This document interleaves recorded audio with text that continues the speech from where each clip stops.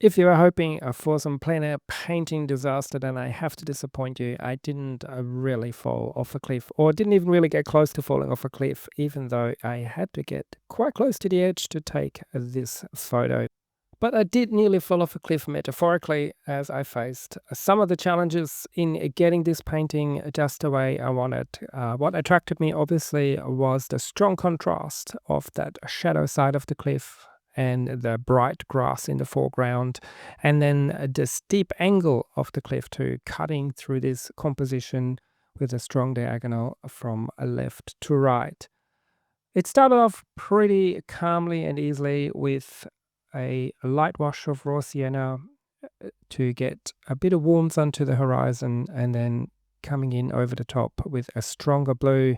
I usually use an ultramarine mixed with a bit of cerulean just to get that wonderful blue of the Australian sky happening. A couple of streaks into the raw sienna to suggest a few clouds, and I'm just strengthening the top of the sky until I'm happy. Then I had a first pass at my water. I really didn't know how to attack this one, the order of layers, ocean first or the headland first.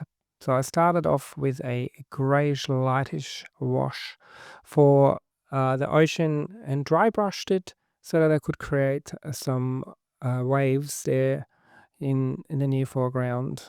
But I abandoned that plan. I kind of gone, oh, I don't know if that really went anywhere. So I decided to change direction and move on to the headland.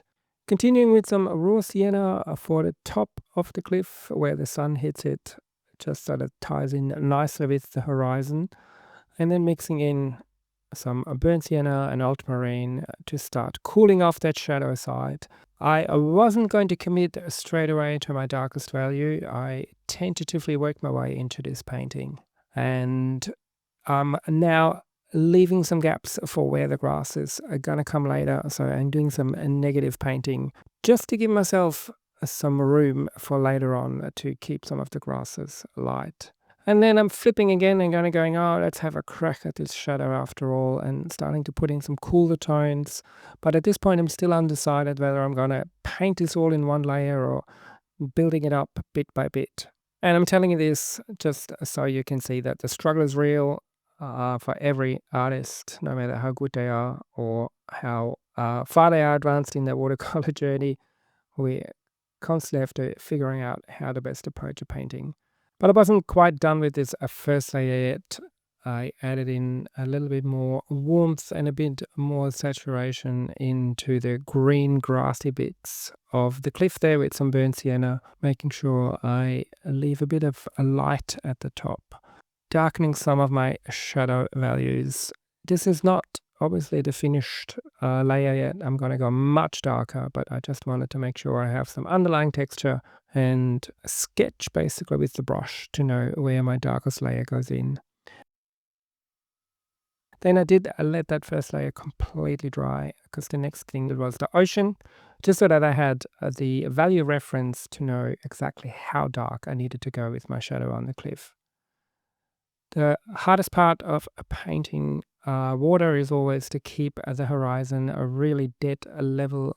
As soon as there is an angle in it, the water will run one way or another. It feels like it's tipping out, unless obviously you take an angled composition where everything's skewed, but that rarely happens in my paintings.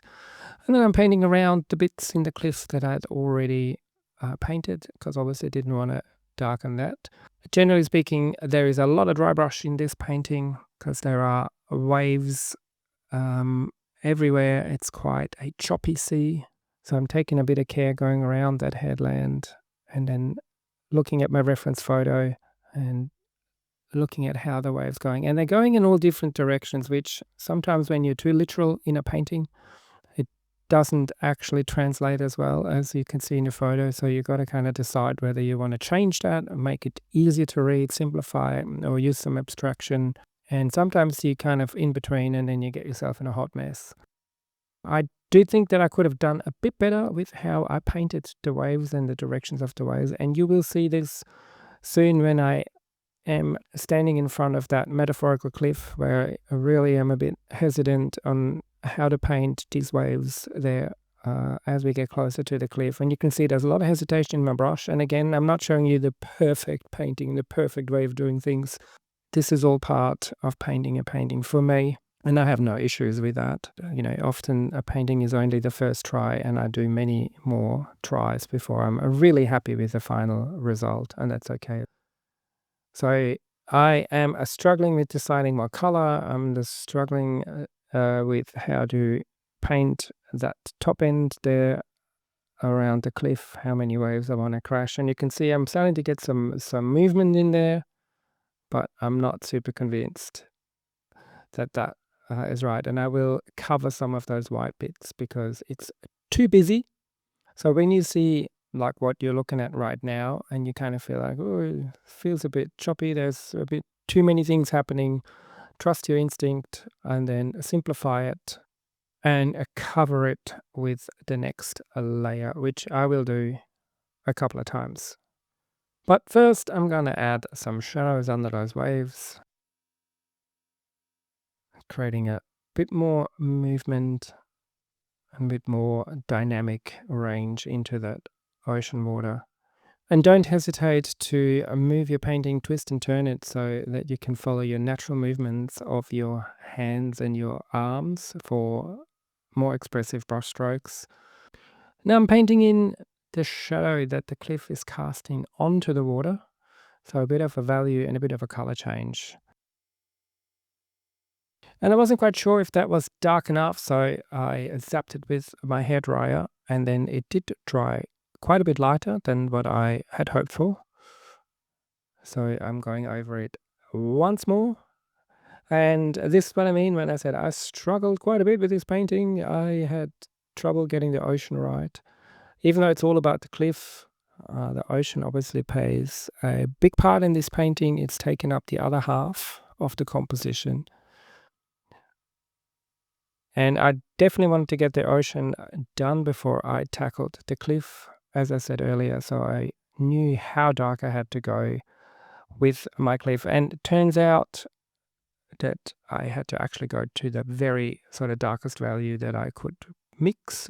I don't like to use black. Sometimes I put in a bit of neutral tint into a color, but if I want to paint a dark shadow, I try and mix it by throwing in a few different pigments, usually a dark blue and then a burnt sienna or burnt umber, maybe a bit of magenta, just mixing a nice deep shadow color that is not a black. And now I'm going to paint into my grass area that I've left quite light, and some white paper still shining through for some of the sparkles. If you can have a look at my palette, you can kind of see that this is really thick paint, so that is like butter that has got hardly any water in it. So I run out of it quite quickly, so I have to keep remixing it. But I don't mind remixing my paints because then it means that I create different sort of colors, different hues or variations of a color, because I won't ever be able to mix it exactly like what I've already got on paper. But I don't mind that because I'm never too far away, and it makes sure that I add different colors in. As you can see, I'm dipping now into a dark green as we get closer to the grass. So it's very cool and violet and blue at the edge of the cliff. And then as we come closer to the foreground, I'm making it warmer and a bit greener. And then just dragging into my grass area, trying to create that texture. And adding some shadows in there, just to make sure that those two areas connect nicely into each other, so it doesn't look like a cardboard cutout, but a natural transition. Got to use quite a fine brush at this point so that I get those relatively fine lines between the grasses for some shadow. And it's just some loose flicks of the brush. And then I'm going to scratch out some lights because the shadow on the cliff is still a little bit wet. It hasn't dried yet. So I can just use a palette knife. You can use a credit card or a fingernail and then just scratch out some of the light grasses. What I was aiming for here is a natural transition between the foreground grasses and the cliff behind it. So it's a bit of a back and forth between shadows and scratching out highlights until I felt happy with it. And then back to my ocean, that definitely posed a challenge for me in this painting, because after I painted the cliff, I felt like the ocean was actually too light, despite the whole idea was that I paint the ocean so I had a reference point for my values. And then I painted the cliff, and then I went, oh, actually, the ocean's too light. And also, really took issue with a lot of those white crests that I painted there. I was just too busy in that part of the ocean.